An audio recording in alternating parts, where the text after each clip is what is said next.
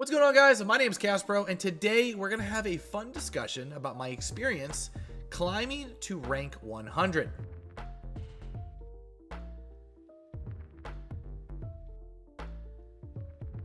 Alrighty, so welcome back. And so basically this is what we're going to be doing in this video. We're not going to be doing a whole lot of gameplay, but I wanted to share my experience to you guys as a whole.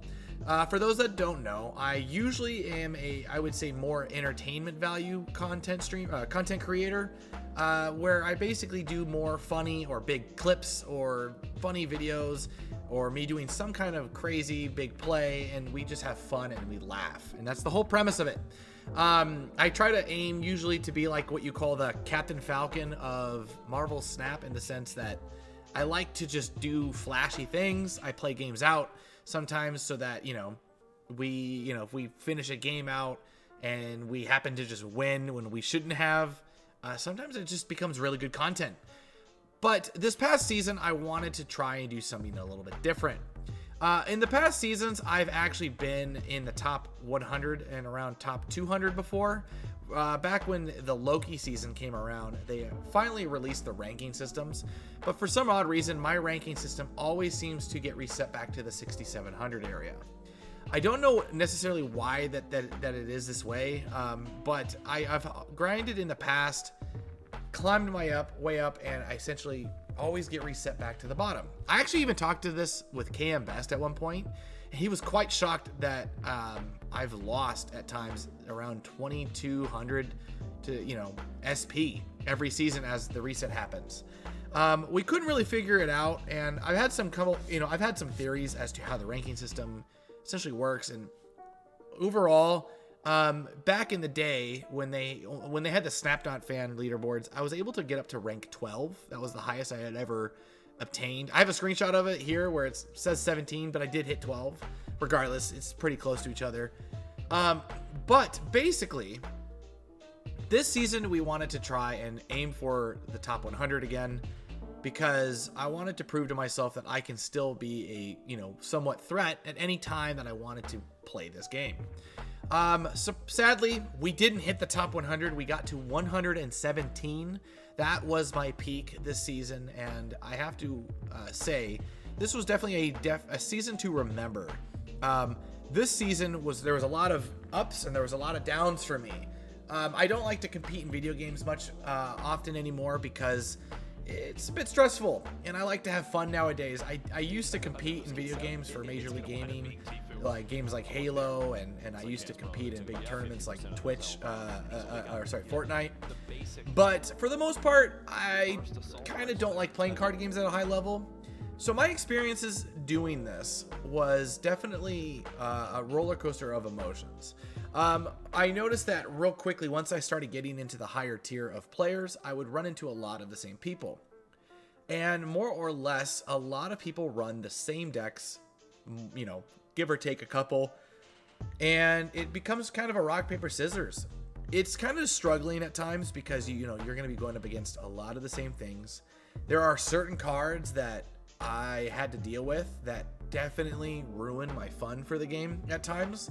I'm not going to get into that too much, but there are some other decks that in general, when you start to see more top level play, you will definitely see a different perspective of the game and how basically some people can abuse certain mechanics or certain cards or certain, things in games to have that advantage. You have to be, able to handle that mentally.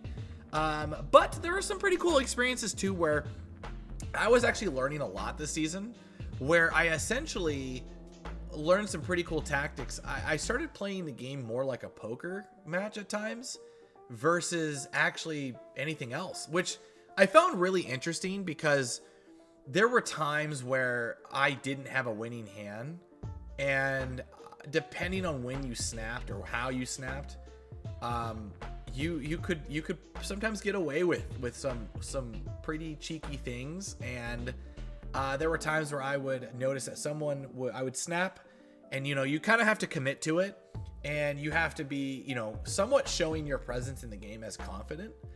And there's a way and timing to do that. And I learned that really fast and really early on, and I would win matches sometimes based on just doing that. Now, it never used to be like that until you, I would say, get into much higher level where people aren't trying to take as much risk because there's so much more you know, your ranking on the game is where those guys are. They want to be there. They don't want to lose that. And so they're more willing to take less risk than anything else from what I experienced. But overall, this was definitely something that I really enjoyed. Will I do it again? We'll see. We'll see where I rank in next season on the ladder. And if I do rank a lot closer, because keep in mind, I was at 6,700 starting into the season on my SP, on my snap points. And we pretty much climbed up to around 8,900. So it's definitely been an experience, like I said, and it's really hard to like emphasize that enough, because it's something that you really have to kind of put yourself into. But climbing was a lot of fun, and I had a lot of fun. I played a lot of decks like Hela, Thanos. Sometimes I would see a lot of junk decks. I would see probably more junk decks than I saw anything at one point. That and Thanos. Surprisingly, there was a time where no one was playing Hela because people were just playing so much junk. I ran into so much Alioth and so much Galactus, surprisingly, where people are filling in lanes with Hobgoblins, going for a 50-50, either Galactus on the right or Alioth on the left.